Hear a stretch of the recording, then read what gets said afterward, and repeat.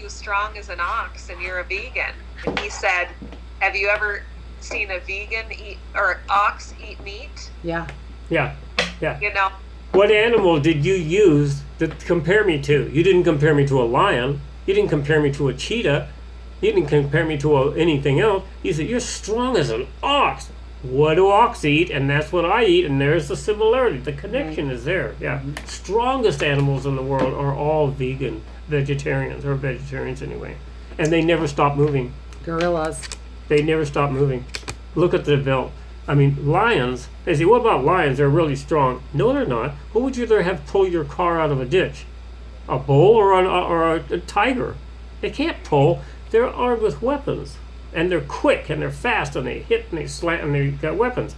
But they're not strong. A lion eats and he sleeps for 20 hours after he eats. That's a good time to go out and round up lions for the zoo. They're sound asleep after they eat. So we aren't that way. We are, and yet we're not grazers. We don't have two stomachs. We have one stomach. We are the crowning glory of his creation because we were given reason and we were given a completely different body than any other creature. There's no body out there that's close to us and has the same kind of, except one. And it's the one we were told we are never allowed to eat because it's so close to being a human and systems and everything. That's the pig. Pig, yep. Bacon, ham, sausage. We're told don't eat it. Those who eat the pig are like those who ate the rat and a pig. Both are an abomination to God. So if you don't eat the pig, you're going to have a less confused body because the body thinks you're being a cannibal because the pig system is so close to ours. It's very frustrating. Yeah, no bacon. Mm-hmm. No, I'm not a big pork. I've always gotten, pork makes me feel icky. I will, sometimes I'll eat I love like a BLT, but I really don't want to eat pork. And like if I eat other pork, I don't feel good. And if I eat a bunch of bacon in the morning, like years ago, my ex-husband used to eat bacon and eggs, I would literally be sick. Yeah. I don't that human tastes like that. Yeah. So there's a lot of reasons that we don't eat that. One of them is fat, because of fat, If you take a T-bone steak here, and the fat runs around the edge, it's outside. You can cut the fat layer off with a knife. If you cut the fat with a razor blade, you look inside, there's little teeny tiny cells, kind of like inside of an orange. And those are cells that are filled with oil. It's a cushion. That fat is a cushion for them. And so when you cook it, each one of those cells pop. And oil comes out. And it kind of cooks away. And when the the fat is gone, it's kind of like a little crunchy membrane. With pork, it's not the same. The bacon, the fat is in between the meat, and the meat is in between that. And if you take a razor and you take that piece of bacon, not cooking, and you cut it, it doesn't have any sacs in it. It cuts like Play-Doh. They're completely... In fact, that is nothing more than solidified pus. And that's why your body gets sick from it. Pigs can't excrete their toxins from their body because they don't sweat. Because they're scavengers, yeah. So they don't sweat at all. So all of that, anytime, laying out in the hot sun, they don't sweat. They just hold it all inside and it layers in their meat as they grow, as they get older. Just layers Just in look there. at bacon for a minute and you go, what's that? Let me touch that. Poke that white stuff before you cook it. And you Boing, go, boing, it's boing. just like it's like Play-Doh. What is that? Oh, it's just fat. No, you're stupid. No, that it's is not nothing fat. but pus that they can't get rid of because they're not allowed to eliminate. That's all it is. Never eat bacon again. Yeah. I hope I ruined your bacon tree. But you can get vegetarian bacon. We usually get turkey bacon. Turkey bacon. That's the one. If we really go like, I'm BLT today, we'll get turkey bacon. And it does happen occasionally. Yeah, but it's also processed. Very processed. We try to stay away from process, but I want to encourage you too. Take every step at the right time. Fanaticism will sink every ship. You understand that? Fanaticism will sink every ship. I'll never eat this. I'll never eat that. I'll never drink this. I'll never do that. That's fanaticism. Don't get caught up in that. Take the steps you can take Take the steps you can live with, and then move to the next step.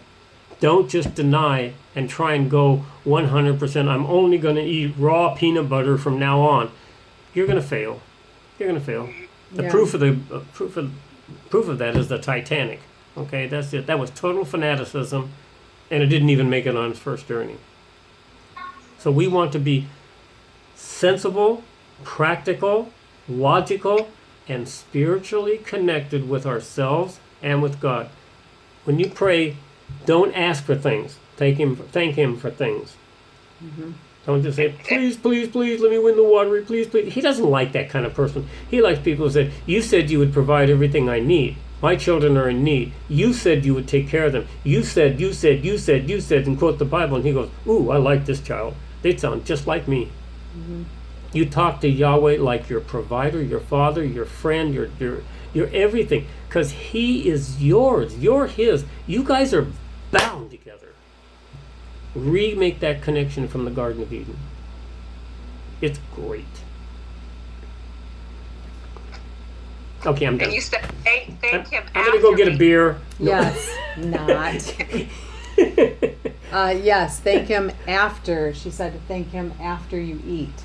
That's right. Did you read the scripture? You told me. Did you look it up? No. I didn't. All right, it says, when you have eaten and you are satisfied, then you shall thank Yahweh for the good food and the good land you have promised your people Israel. So, by the way, you're Israel. I'll show you that in a minute. You're all Israelis. Do you know what Bible address that is? Let's see. I think it's let's see what it was. 8:10. I think it's what book is it in? 8:10. I'd say Psalms or Proverbs.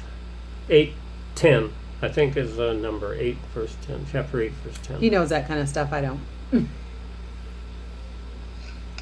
I'm learning bit by bit. If that's wrong, I want you to let me know, because I need to know what I'm saying accurately, even from the scripture. I don't want to misquote. And you can ask me any Bible verse, I can probably tell you what it is. But this one I'm going, maybe it's Deuteronomy 8:10. It's either Psalms, Proverbs, or Deuteronomy 8:10. Okay. Yeah. Okay. Are your brains full? Yeah, are you guys full yet? You tired? Ready to pass out? Take a nap? I know this is a lot of information. I get that. But guess what? It isn't to you. You know this stuff is true. You know we're connecting dots. It's not difficult for you. I know it isn't. I see it in your eyes. I see it in your countenance. Hello, child. Hey, where you going? Dude, get back here. He ran. He did. He bolted. He was like, "Oh no!" That